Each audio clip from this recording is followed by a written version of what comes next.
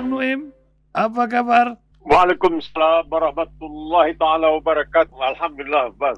Oh ya. Barangkali Pak Isan kemarin ke Semarang barangkali hadir dalam salat Aid. Idul Adha. Tapi entahlah ya bagaimana ini urusan moralitas di negeri ini, atau orang mengenalnya itu masalah etika. Ini menjadi sebuah literasi tersendiri, Bang Nuim ya. Tapi sebelum kita ngomong itu, Bang Nuim, saya mau tanya nih, Australia ini saya dengar bisa ada yang hari Ahad sholat Idnya mengikuti global Arafah ya. Ada yang wujudul hilal, juga ada yang hari Senin. Bahkan saya telepon pendengar di New Zealand itu, ada yang baru hari ini pula, hari Rabu ini. Cemana Bang Nuim di sana ini? Silakan. Begitu ya. Barangkali dalam hal ini kita baik merujuk kepada apa yang pernah dikatakan oleh Rasulullah SAW, al-ikhtilafu ummati rahmah. Jadi perbedaan antara umatku itu adalah suatu rahmat juga.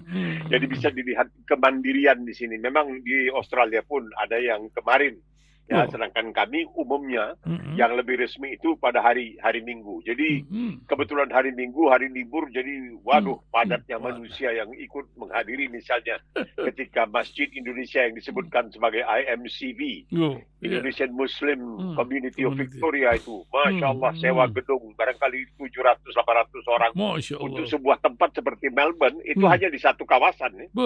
Masih ada kawasan-kawasan lain, Baitul Ma'mur dan sebagainya masih.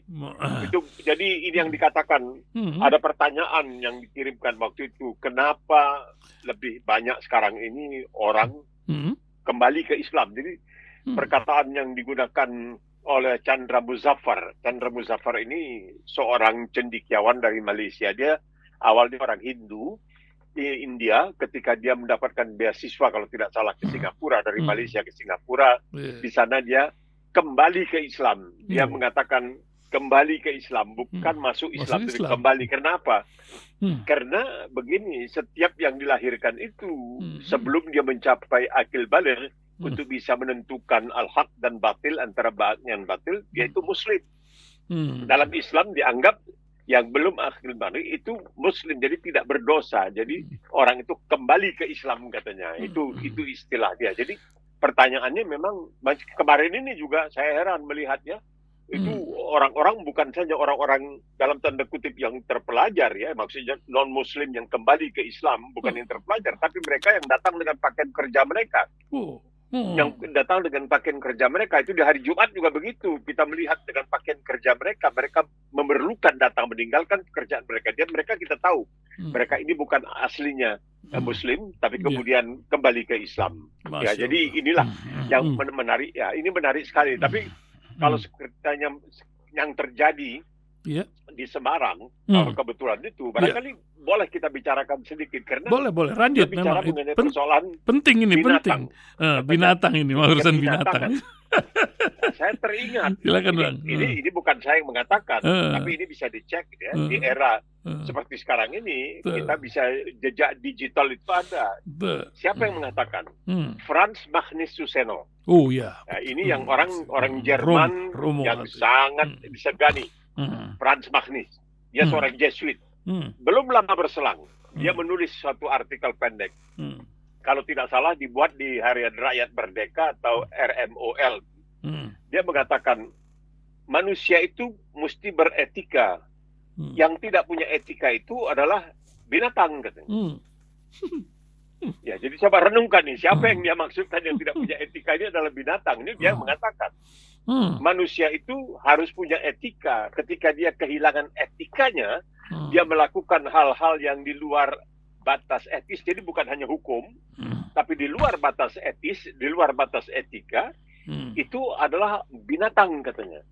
Karena kita mengetahui itu, bahwa dalam Islam itu Allah SWT mengatakan, Rasulullah, bahwa Tuhan mengirimkan bukan hanya kitab, tetapi juga al-hikmah. Hikmah. Nah, hikmah ini artinya kan luas sekali, termasuk ya etika juga ada di dalam itu. Karenanya dari perkataan hikmah itu, dalam bahasa Arab ada perkataan hukumah. Artinya pemerintah, dan pemerintah itu mesti punya hikmah, kebijaksanaan, punya etika dan lain sebagainya. Jadi menarik, apakah barangkali Hashim Asy'ari ini sengaja karena di situ ada orang-orang hadir yang dia anggap telah melanggar etika, sengaja dia menggunakan kebinatangan itu dalam khotbahnya, siapa tahu. Wah itu, ya kalau yang berpikir ini kan yang jadi masalah, apakah berpikir atau narasi saja. Nampaknya memang luar biasa Bang Nuim ya. Kemarin juga ada menteri yang mengatakan yang kena judi online dapat bansos, kepleset lidah entah macam mana ini. Saya nggak ngerti ini. Entah di Australia judi ini juga menjadi sebuah, di negeri kita kan dilarang ya. Cuman kan dengan teknologi sekarang ini luar biasa, banyak Bang Nuim. 10.000, 20.000 satu hari itu orang-orang kampung yang mencari harapan itu dengan judi ini. Triliunan, ratusan triliun merengsek perekonomian kita. Apa yang Bang Nuim lihat dari ini semua? Di Australia, judi itu meliputi omset sampai hampir 26 miliar dolar Australia. Jadi katakanlah $1 Australia 10.000 kalikan. Jadi apa yang dilakukan oleh pemerintah? Itu tiap hari di stasiun-stasiun televisi pemerintah Australia membayar iklan di stasiun-stasiun televisi, mengingatkan masyarakat, penonton, pemirsa televisi jangan berjudi. Karena dalam perkataan Inggris itu ada istilah you win some, you lose some. Menang sebagian, kalah sebagian. Tapi dipelesetkan. You win some, kamu menang sebagian, you lose more, kamu kalah lebih banyak. Jadi itu dikatakan, dikatakan seorang optimis itu adalah orang yang sedang pergi menuju ke tempat rumah judi. Dia optimis. Seorang pesimis itu adalah orang yang baru kembali dari rumah judi. Itu orang pesimis. Waktu pergi dia optimis, pulang dia pesimis. Dan ini menarik sekali. Gimana Bang? Bahwa kita tahu pemerintah Australia ini berusaha sekuat tenaga. Karena tidak bisa melarang, itu nanti melanggar peraturan dan lain sebagainya, takut ke pengadilan, pemerintah kalah. Karena di sini pengadilannya beda dia. Pengadilannya ada etikanya. Tidak ada nepotisme, tidak ada sama sekali itu ya. Jadi apa yang mereka lakukan adalah berusaha untuk membujuk rakyat agar jangan berjudi kalau bisa. Karena banyak di sini klub-klub ya yang menyediakan makanan, minuman untuk dibeli, dan kemudian banyak mesin-mesin judi yang dipakai dan sebagainya. Nah, ini yang oleh pemerintah dilakukan tentunya bahwa umur tidak bisa. Tapi kalau online itu kan bisa saja di bawah umur juga melakukan. Jadi betul. ini yang ingin dicegah oleh pemerintah Australia. Dan karena pernah ada kejadian itu ada seorang dari Melbourne kalau tidak salah saya. Kalaupun saya tidak salah, dia keturunan Timur Tengah. Dia ini tidak boleh masuk ke kasino dimanapun di dunia ini. Kenapa? Karena dia kalau main mesti menang. Jadi kasino itu tidak mau orang yang menang. Dia maunya orang yang datang secara optimis, bawa uang, keluar secara pesimis. Jadi kalau sekiranya dia diberikan santunan, ini kan berarti menggalakkan. Katanya ini bukan kepada pemain judinya, tapi keluarganya, sami mawon. Kalau dia tidak punya tanggung jawab terhadap keluarganya, maka dia tidak perlu disantuni karena nanti menjadi manja. Allah bisa karena biasa, dari kecil teranja-anja sampai besar terbawa-bawa, maka dia akan terus-terusan melakukan perbuatan yang sangat didik. Dalam agama Islam sudah jelas dianggap judi itu sebagai sesuatu yang diharamkan. Tetapi orang Australia ini saking gemarnya main judi, sehingga ada semacam sindiran yang mengatakan bagi seorang Australia, kalau dia lihat ada 2 ekor lalat di dinding, dia akan bertaruh lalat yang mana yang akan pertama sampai ke langit-langit. Itu pun mereka akan bertaruh. Nah itu dia. Jadi tidak mengerti bagaimana kalau sekiranya kita mengingat, barangkali Rasil juga ingat ya, bahwa ketika ada kasus Verdi Sambo, itu ada persoalan judi. Dan saya tahu yang di Medan itu pada hari Selasa itu katanya akan keluar perintah dari Kapolri untuk melakukan penggerebekan terhadap rumah-rumah judi. Dan kemudian pada hari itu, pagi buta sebelum keluar perintah, dilakukan penggerebekan. Padahal pada waktu itu banyak orang di Medan mengatakan, wah itu pusat judi, itu pusat. Tapi seakan-akan tidak ada yang berbuat satu apa. Tetapi karena menjelang akan adanya perintah dari Kapolri, maka langsunglah bertindak alat negara untuk melakukan. Tapi apa yang terjadi? Ya, yang punya rumah judi itu sudah kabur duluan karena barangkali dia mendapat kabar akan ada penggerebekan. Wallahu alam, kita tidak tahu apa yang terjadi. Pokoknya judi itu tidak pernah ada bandar judi yang kalah. Itu. Banker kata dalam judi itu selalu menang, dia tidak akan kalah, selalu menang. Karena orang itu hasrat manusia untuk menang itu. Makanya orang yang pergi ke rumah judi perasaan optimis, pulang dari rumah judi dia pesimis. Ya, luar biasa ini diingat ini karena kadang ini membeli harapan. Harapan ini kan menjadi sebuah keniscayaan orang hidup, tapi salah berharap. Dia tidak berharap kepada Allah, nampaknya berharap kepada perjudian ini. Mudah-mudahan Pak Muhadjir dan Menko yang sekarang ini bikin satgas judi. Kan kita ini kan macam pemadam kebakaran, sudah ramai baru. Dulu ada narkoba, yang kena narkoba nanti direhabilitasi. Ini kan lucu-lucuan lagi ini Bang. Kalau di penjara penuh katanya. Itu juga sebuah keniscayaan. Ini kita lewatkan itu Bang. Ini kita jalan-jalan dulu ke masalah lain ini, berbagai peristiwa di hari raya Idul Adha. Ini banyak orang makan daging ini. Sapi, kambing, entah macam mana lagi. Apa resepnya supaya kita sehat Bang? Ada orang bilang kata makan jus tomat atau apa. Bang Nuim yang punya, ada orang bilang ini Toto Rosso dalam hal menata rasa dan makanan ini. Apa yang mesti dilakukan hari-hari ini Bang? Jadi dalam Al-Quran itu, ini mendadak. Dalam Al-Quran itu dikatakan bukan hanya halal, halalan wa thayyiban. Jadi bukan hanya halal, tapi bagus, berkhasiat. Gitu. Ini penting untuk diingat. Ada makanan yang halal, tapi dia tidak baik untuk badan kita, tidak baik untuk jasmani, untuk kesehatan kita. Nah, kemudian ada satu riwayat yang mengatakan Rasulullah SAW suka makan anggur, terutama bijinya digigit masuk ke dalam perut. Itu katanya menyehatkan. Itu sangat menyehatkan. Tapi sekarang ini sayangnya kebanyakan anggur yang dijual dengan harga yang agak mahal, paling tidak di Australia ini sudah tidak punya biji supaya orang senang punya. Nah, itu tidak apa. Jadi, masalahnya buah-buahan itu halal. Tapi thayyiban itu artinya ada yang halal tapi dia misalnya ini mangga manis itu paling banyak gulanya. Mangga manis paling banyak gulanya. Nanas manis itu banyak gulanya. Apalagi nanas itu biasanya dilumuri garam kan setelah dikupas. Garam dan dia. Oke. Jadi makanan-makanan itu walaupun halal belum tentu dia thayyib. Dia belum tentu dia berkhasiat. Ini harus hati-hati. Nah, kalau sekiranya Masya Allah, tabarakallah. Ini saya selalu ditanya, Bang, kok sarapannya apa sih? Kok kelihatannya? Ya sarapan saya buah-buahan. Saya makan buah-buahan. Karena buah-buahan itu saya potong sendiri, misalnya papaya. Kita kan ada lagu dulu, papaya, mangga, pisang, jambu.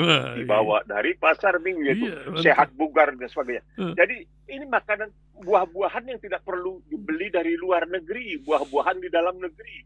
Kemudian kalau dikatakan tomat misalnya, justru jangan coba makan tomat yang mentah, makan ke bijinya. Itu ada khasiatnya.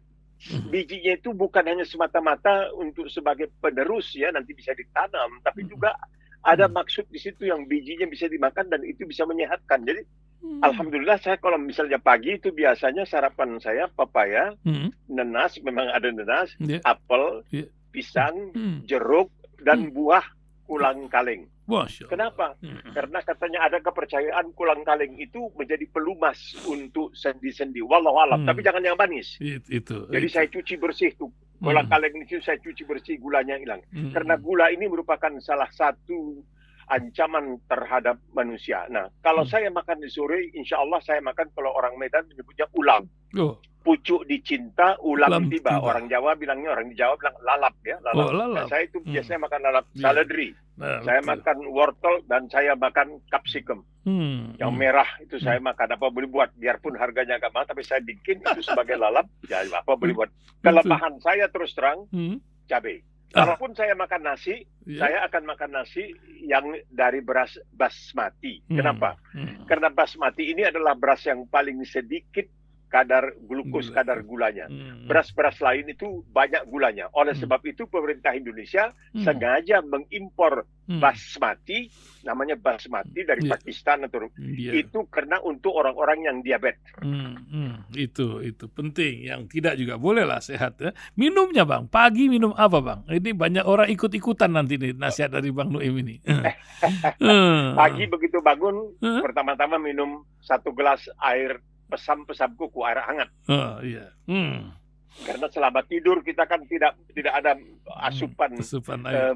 Minuman ya, air ya. Jadi begitu bangun, insya Allah langsung minum air panas 1 gelas besar. Setelah itu baru sarapan. Ya apa boleh buat, ada kelemahan. Saya minum kopi tapi tidak pakai susu, hanya pakai tidak pakai susu, tidak pakai gula. Nah, itu tidak pakai gula karena gula ini sangat dikhawatirkan. Jadi itu penting dan mencoba untuk menghindari makan nasi yang bukan basmati. Jadi kalau diundang orang dan lain sebagainya, saya makan sedikit, saya tidak berani makan banyak karena saya khawatir kandungan glukos, kandungan gula di dalam beras itu. Jadi saya kalau di rumah saya pakai, orang Indonesia tidak suka, nggak pulen. Nggak pulen, ya itu terserah.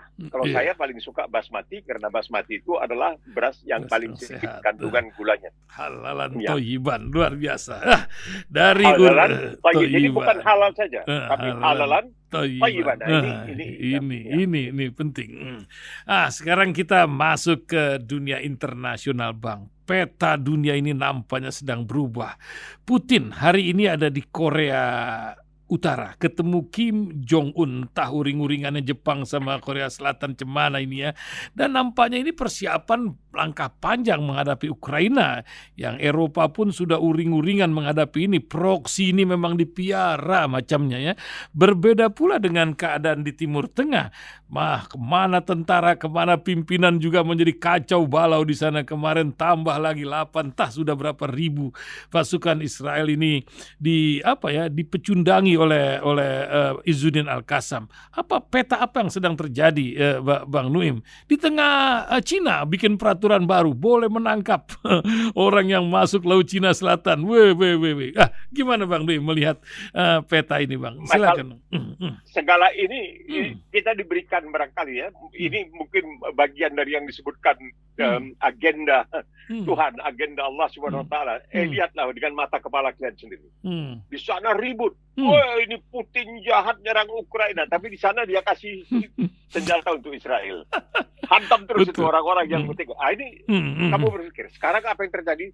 Alhamdulillah sudah ada perubahan sedikit. Pertama, Muhammad bin Salman sudah memutuskan tidak lagi ada petrodolar itu, dolar sudah mulai, dolar Amerika itu sudah mulai dijauhi. Itu satu. Itu merupakan ancaman itu bagi Amerika. Amerika selalu mengatakan jangan ya. Itu satu. Muhammad bin Salman kemarin hari Senin kemarin di depan jemaah haji mengatakan tentang keadaan di Gaza. Sebelumnya seakan-akan senyap, tidak ada apa-apa. Karena dia melihat sekarang ini oleh Rusia dengan BRICS, BRICS. Ini kumpulan negara-negara seperti Brazil, Tiongkok dan lain sebagainya, BRICS. Jadi saingan sebenarnya terhadap Barat.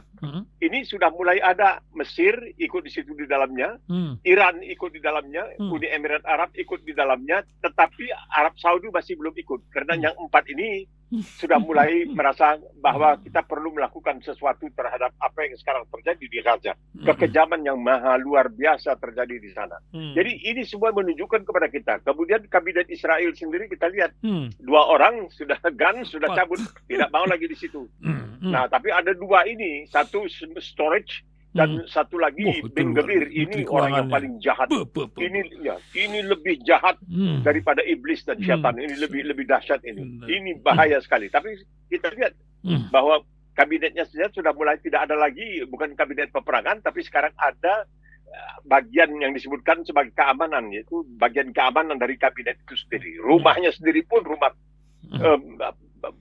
Netanyahu sudah digeruduk oleh para pengunjuk rasa dan lain sebagainya. Karena mereka melihat tidak masuk di akal bahwa manusia di abad ke-21 ini melihat kekejaman terhadap manusia. Terhadap binatang saja sekarang ini Australia misalnya akan melarang ekspor domba hidup. Karena itu sangat menyakiti domba-domba itu, akan melarang. Pemerintah Australia akan melarang karena domba-domba yang dibawa dengan kapal itu sangat-sangat berat penghidupan domba-domba tersebut di kapal. Terhadap binatang pun kita tidak boleh. Jadi kalau macam Rasulullah SAW mengatakan Ya, perempuan itu akan masuk neraka. Kenapa? Karena dia mengurung anak kucingnya di dalam kamar tanpa beri makan dan minum. Itu saja tidak boleh terhadap kucing. Bagaimana dengan anak-anak? Sekarang dikatakan 50.000 barangkali anak-anak di Palestina itu yang terancam. Itu terancam. Kenapa dibiarkan? Kenapa dibiarkan begitu? Nah, sekarang rupanya tentara Israel mengatakan bahwa sekarang dalam operasi mereka, dari waktu dalam tiap-tiap hari itu mereka ada waktu jeda gitu. Itu kepentingan strategi dan lain sebagainya, dan ini ditentang oleh banyak, terutama garis kanan dari kanan dan orang-orang yang ortodoks ya. Ini mereka menentang apa yang terjadi. Tapi insya Allah kita melihat bahwa di sini sudah mulai ada cahaya-cahaya baru. Bahkan kalau kita mendengarkan pidato yang disampaikan oleh Tayyip Erdogan, ya, Presiden Turki, dia mengatakan sudah waktunya umat Islam bersatu dan menyerang Israel. Ya sudah sampai ke sana. Turki sudah sampai ke sana mengatakan itu. Sudah waktunya. Dan kita memang juga seperti barangkali Prabowo Subianto mengatakan ngeri melihat apa yang terjadi dan tidak ada yang berbuat suatu apa. Bisa saja orang menyuruh, oh ini kejadian di Papua begini. Tapi bagaimana di Gaza? Orang agak sungkan karena apa? Ini menyangkut Israel, dan Israel itu selama ini adalah sebuah adik kuasa. Nah, sekarang di Israel sendiri mulai ada peringatan. Jangan terlalu yakin bahwa peperangan dengan Hizbullah niscaya akan terjadi. Jangan. Artinya mereka tidak ingin membuka suatu front baru. Karena biar bagaimanapun sekiranya Hizbullah, karena kita tahu tahun 2006 apa yang terjadi. Hizbullah tidak bisa ditaklukkan dalam 5 minggu. Itu merupakan satu yang sangat aib, sangat memalukan Israel, sehingga negara-negara Barat semua katakan, berhenti, jangan kamu tunjukkan ketidakmampuan kamu untuk menghantam Hizbullah, katanya, yang bukan pun sebuah negara, bukan pun sebuah kekuatan, tapi hanya suatu gerakan. Jadi ini nampaknya sekarang sudah mulai ada yang mengatakan jangan sampai Israel nampaknya didorong untuk meyakinkan dirinya bahwa dia harus berperang dengan Hizbullah, karena itu dia akan melakukan serangan terlebih dahulu. Dan ini akan membuka 2 front. Ini susah, karena satu front saja berapa? 255 hari sekarang ini dengan Gaza. Belum juga selesai.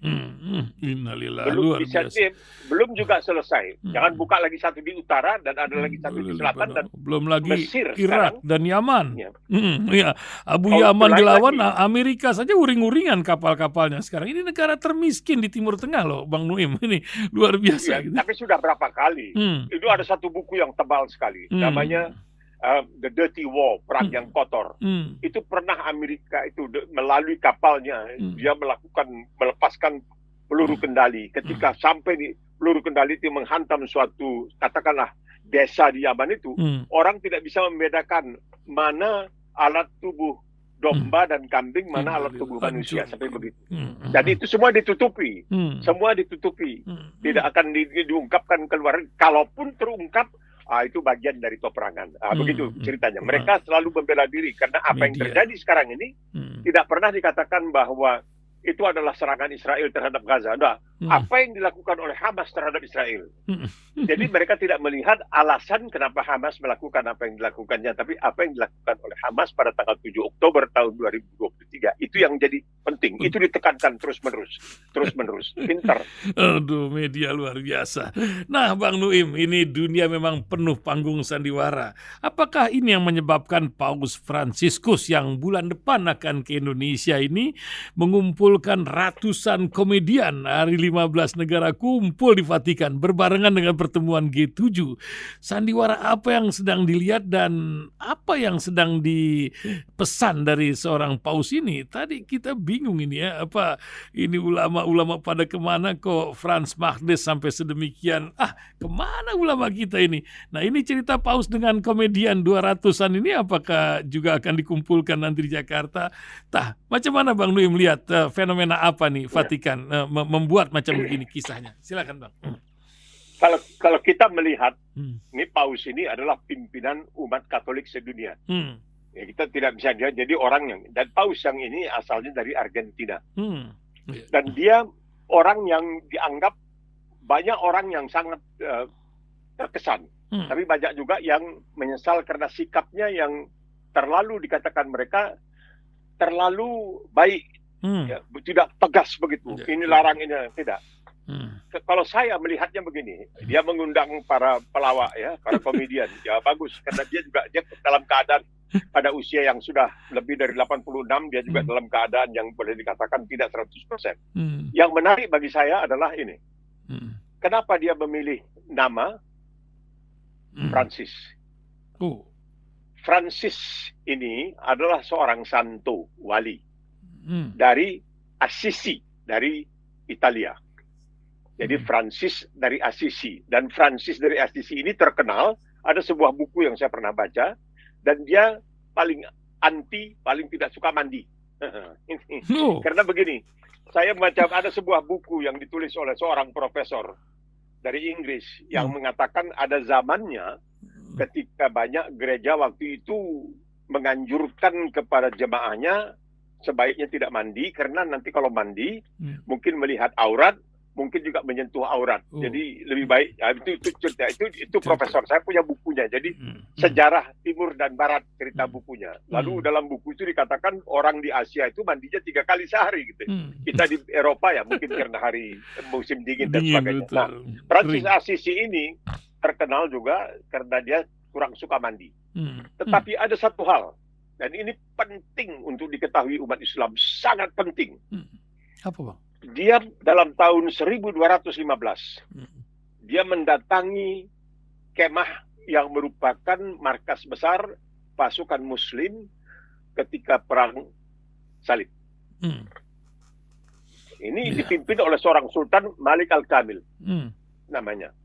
Dan Francis Assisi bersama seorang pembantunya mendatangi kemah markas besar Panglima pasukan Muslim dalam perang Salib. Waktu itu sedang ada gencatan senjata sementara. Dia mengatakan dia akan masuk untuk menjumpai Panglima pasukan Muslim yang kebetulan punya pertalian darah dengan Salahuddin Al-Ayyubi radhiyallahu an, dan dia akan menemui Panglima pasukan Muslim dengan 2 misi yang dikatakannya win-win, menang-menang.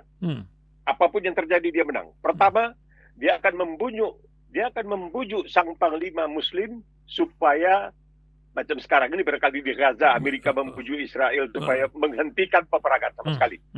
Itu satu. Kedua, kalau di dalam tugas ini, saya sampai dibunuh atau mati, dua-duanya saya akan masuk surga. Pertama, niat saya katanya untuk menyuruh dia menghentikan pertempuran. Kedua, untuk meminta dia untuk pindah agama. Kan ini bagus kita mati. 2 hari barangkali dia berada di dalam kemah itu, tidak juga lagi, akhirnya dia pulang. 2 hari? Dia pulang kembali ke Assisi dan kemudian jadi santo. Nah, ini pertanyaannya. Kenapa dia yang ingin memurtadkan seorang panglima pasukan Muslim tidak ditebang batang lehernya, tidak dipenggal batang lehernya langsung? Karena Al-Quran mengatakan dalam hal seperti itu, ketika kamu wajadilu billati hiya ahsan, kamu ketika berdebat, kamu dengan baik, dengan sopan santun, bil hikmati wal ma'uzatil hasanah, nah ini ajaran Islam yang sebenarnya. Ini ini perang Salib ini tahun 1215 di Damietta di Mesir. Sekarang ini bagian dari Mesir. Nah ini, wahai umat Islam sekalian, ketahuilah, inilah dia hebatnya ajaran Islam itu. Ini orang datang mau memurtadkan seorang panglima pasukan Muslim, tapi dia tidak diapa-apakan. Karena Al-Quran mengatakan, kalau dalam hal itu, orang bisa bilang, kamu menyampaikan pesan, ajakan, seruan dari Allah SWT itu bil hikmati wal ma'uzatil hasan, dengan baik, dengan hikmah dan sebagainya. Ketika kamu berdebat, billati hiya ahsan, dan kamu berdebat dengan cara yang baik. Itulah dia ajaran Islam yang harus menjadi pegangan kita. Jadi jangan mau kita dibohong-bohongin. Sekali lagi, saya ingatkan, tolong sampaikan kepada orang-orang yang ingin bertanya tentang apa itu Islam, terlebih dahulu katakan begini. Ini bukan mengajari, tapi ini mengajak, berbagi.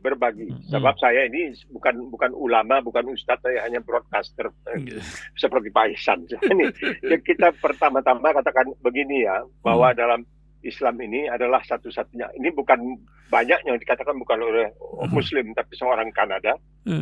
Islam ini adalah satu-satunya agama yang namanya diberikan oleh Tuhannya. Di dalam kitab suci Al-Quran ada perkataan Islam. Ini yang diberikan, raditu lakumul Islam dinan. Aku sudah sempurna, aku setuju Islam sebagai agama kamu. Kenapa Islam? Karena Islam asalnya salam. Salam itu apa? Yaitu kalau kami bilang Assalamualaikum, damai atas kamu, berserah diri. Itu agama kami namanya damai, agama damai, bukan agama perang. Sedemikian rupa, selain lakum dinukum waliyadin, la ikraha fiddin, kami juga dilarang untuk menjelek-jelekkan agama kalian. Wala tasubul ladina yad'una min dunillah, tidak boleh. Inilah ajaran agama kami. Begitulah kira-kira. Masya Allah, Masya Allah, Masya Allah. Last nih Bang, terakhir, apa nasihat Bang Nuim Hayat di hari ketika umat manusia Muslim sedunia berapa ya 1,5 juta lebih berkumpul di Arafah, sekarang sedang sibuk di Mina dengan keadaan panas yang luar biasa hari-hari ini, 47 hingga 50 derajat. Nasihat apa Bang Nuim sebagai penutup bincang kita pagi ini? Tafadhol Bang. Iya. Tapi jangan lupa Bang Ihsan, kemarin di Mekah hujan. Oh, hujan. Kemarin hujan. Masya Allah. Hujan. Baru tahu. Ada yang tawaf pakai payung. Itu dia. Tengah-tengah 47. Bagi orang Mekah biasa. 47, 48 di Madinah, di Mekah itu hampir biasa. Tiap hari kalau musim panas. Tapi ada beberapa hal. Itu nanti mungkin 2 tahun dari sekarang, haji itu sudah tidak lagi, sekarang ini sudah musim panas ya. Insya Allah 2 tahun dari sekarang ini sudah tidak lagi musim panas, tapi sudah musim bunga, itu akan terjadi. Nah itu bagus sekali nanti, dan terus mundur, akhirnya musim gugur, akhirnya musim dingin. Nah itu bagi banyak orang musim dingin lebih masalah lagi. Kita yang udah pernah menjadi penduduk di sana, pernah tinggal di sana mesti secara gelap, tahu kalau dinginnya sangat dingin juga. Jadi kita harus hati-hati. Nah, masalahnya begini. Ya. Jadi kita tahu bahwa setelah haji yang pertama dan terakhir yang dilaksanakan oleh Rasulullah SAW. Jadi pertama Rasulullah itu sekali haji. Hanya sekali. Hanya satu kali. Jadi waktu itu tidak ada toa, tidak ada alat pengeras suara. Ya. Jadi Rasulullah berbicara kepada jamaah, dan kemudian ucapan-ucapannya itu diulangi, kalau tidak salah saya oleh seorang sahabat bernama Daman Huri, kalau tidak salah, suaranya keras, macam Bilal lah begitu. Dia menyampaikan pesan-pesan yang sangat luar biasa kepada umat Islam. Sebagian di antaranya sudah ada dalam Quran. Misalnya dia mengatakan, kamu itu memperistri seorang perempuan itu dengan izin Allah Subhanahu wa taala, maka perlakukanlah istri kamu dengan baik. Jadi hunna libasul lakum wa antum libasul lahunna, itu yang dikatakan dalam Al-Baqarah. Kemudian dia mengatakan kamu seluruhnya adalah keturunan Adam, innamal mu'minuna ikhwah, kamu itu bersaudara, fa aslihu baina akhawaikum, dan damaikan di antara. Semua itu bagus. Pokoknya itu khutbah yang disebutkan khutbatul wada, khutbah perpisahan itu luar biasa. Sedemikian rupa luar biasanya, sehingga oleh seorang yang bernama Christopher Wiramantri, saya lihat lagi karya dia. Ini Christopher Wiramantri, profesor hukum, pernah menjadi dekan Fakultas Hukum di Universitas Monash di Melbourne. Kemudian diangkat menjadi hakim di Pengadilan Internasional di Den Haag. Dia orang Katolik. Dia mengatakan ketika diminta untuk menyampaikan sambutan atau ceramah di depan Komisi Hak Asasi Manusia Perserikatan Bangsa-Bangsa di Jenewa, dia mengatakan umat manusia berhutang budi kepada Islam. Sekali lagi, umat manusia berhutang budi kepada Islam, karena Islam telah memperkenalkan hak asasi manusia kepada kita. Bayangkan. Dan dia mengatakan di dalam Islam itu namanya hukum dunia dan akhirat tidak bisa dipisah. Jangan dikatakan Islam itu jangan dibawa-bawa dalam politik. Oh no. Dia mengatakan di dalam Islam itu hukum itu tidak bisa dipisahkan dunia dan akhirat. Itu sangkut tali temalinya luar biasa. Tidak bisa, jangan bawa-bawa itu. Dan dia berkata ini berapa? 600 tahun sebelum apa yang dibangga-banggakan oleh Barat sebagai, ada satu Magna Carta. Karta Agung yang dikeluarkan di Inggris dalam tahun 1215. Di Inggris itu pun tidak berakhir lama, sebentar. Karena akhirnya Magna Carta itu perjanjian antara raja dengan para tuan tanah dibatalkan oleh Paus Innocent. Maka terjadilah perang saudara di Inggris. Jadi 600 tahun sebelum orang di Eropa tahu tentang apa artinya hukum, tentang artinya keadilan, itu Islam sudah mengajarkan wa idza hakamtum bainan nas an tahkumu bil adil. Ketika kamu menghukum, jangan kebencian membuat kamu berpihak kepada orang yang tidak kamu suka. Tidak boleh. Tidak boleh. Jangan sampai kebencian itu membuat kamu menyimpang dari hukum. Itu tidak Jadi dikatakan oleh Christopher Beramanti, bukan dia sendiri. Ada seorang bangsawan dari Perancis juga mengatakan. Dia mengatakan bahwa dalam Islam tidak bisa dipisahkan dunia dan akhirat, terutama dalam hukum. Karena hukum itu perkataannya hukumah, artinya pemerintah. Allah mengatakan kami mengirimkan kitab dan hikmah. Hikmah dan hukumah itu akar katanya sama. Ya, itulah dia. Itulah dia ajaran Islam itu. Jangan dibeda-bedakan antara dunia dan akhirat. Orang Melayu pakai pantun, angin barat, gelombang barat, perahu layar muatan syarat. Kalau Tuhan ingin selamat, pakailah dunia untuk akhirat. Mantap. Weh, terima kasih Bang Nuaim Hayat menemani suasana pagi hari ini, menambah berkahan. Mudah-mudahan selalu sehat Bang Nuaim, selamat beribadah dan juga terus beraktivitas pagi hari ini. Assalamualaikum warahmatullahi wabarakatuh. Waalaikumsalam warahmatullahi wabarakatuh.